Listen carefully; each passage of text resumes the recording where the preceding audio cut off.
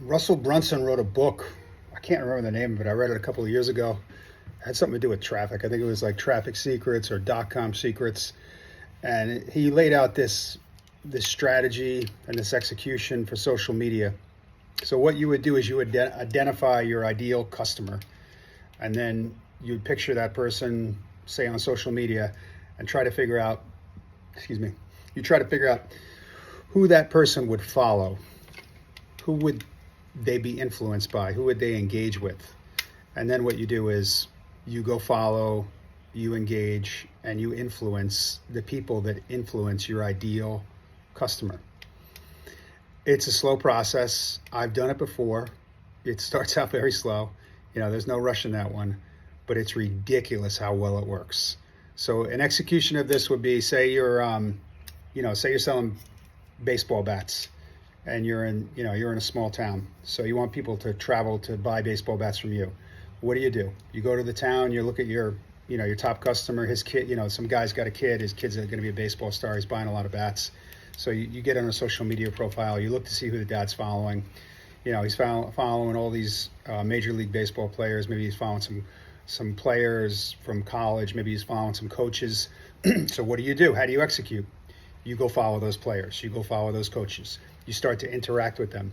How do you interact with them? Do you post a link that says, hey, I make baseball bats in this town? Absolutely not. That is not engagement. That's self-promotion. Stay away from that, at least in the beginning.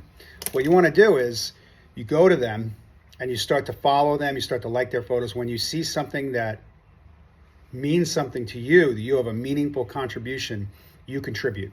So if they're posting stuff that has nothing to do with you and you don't know what to say, keep your mouth shut. Maybe you can like it. You can you can stab that like button. But you don't want to get into a conversation where you make yourself look foolish or unengaged.